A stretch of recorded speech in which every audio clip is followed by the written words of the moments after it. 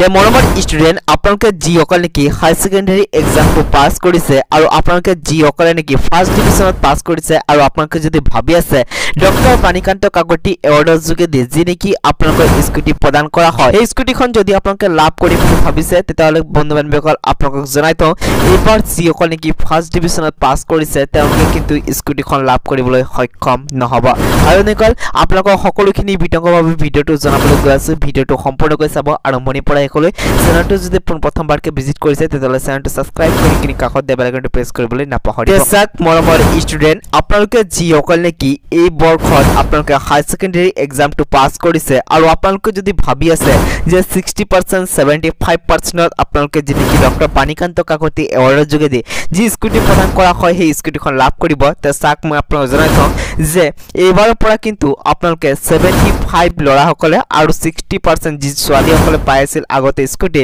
এই ৰুল কিন্তু ইতিমধ্যে চেঞ্জ কৰা হৈছে আৰু এইবাৰৰ পৰা বন্ধু বান্ধৱীসকল যিসকলে লৰা বা ছোৱালীয়ে 80% মাৰ্ক কেৰি কৰিবলৈ সক্ষম হৈছে তেওঁলোককহে ডক্টৰ বাণীকান্ত কাকতি এৱাৰ্ডৰ যোগেদি যি স্কুটি আছে সেইটো প্ৰদান কৰা হ'ব লগতে আপোনালোকক জনাই থওঁ যেহেতু ইতিমধ্যে আপোনালোকে গম পাইছে যিসকলে হাই সেকেন্ডাৰী এক্সাম পাস কৰাৰ পিছত ডাইৰেক্ট কিবা এটা কোচিংত গুচি যায় তেওঁলোকে যদি কোনো এটা কলেজত যদি এডমিশন নলয় তেতিয়াহ'লে তেওঁলোকে ডক্টৰ বাণীকান্ত কাকতি এৱাৰ্ডৰ যোগেদি যি স্কুটি প্ৰদান কৰা হয় সেইটো লাভ নকৰে সেই কাৰণে যিসকলে নেকি এইবাৰ এইচএছ এক্সামটো পাস কৰিছে তেওঁলোকক মই অনুৰোধ কৰিম যে আপোনালোকৰ যি নেকি সমৰ্থ পৰ্টেল আছে তাৰ যোগেদি আপোনালোকে যিকিনো এটা কলেজত এডমিশন কৰি ৰাখক কিয়নো যদি আপোনালোকে এডমিশন নকৰে তেতিয়াহ'লে কিন্তু ডক্টৰ বাণীকান্ত কাকতি এৱাৰ্ডৰ যোগেদি যি স্কুটি আছে সেইটো লাভ কৰিবলৈ সক্ষম নহব সেইকাৰণে আপোনালোকে যিসকলে পাস কৰিছে গোটেই কেইজনকে কৈ আছো আপোনালোকে সমৰ্থ পৰ্টেলৰ যোগেদি যিকিনো কলেজত গৈ কিনি আপোনালোকে এডমিশনটো কৰি ল'ব তেতিয়াহে আপোনালোকে স্কুটিখন লাভ কৰিবলৈ সক্ষম হ'ব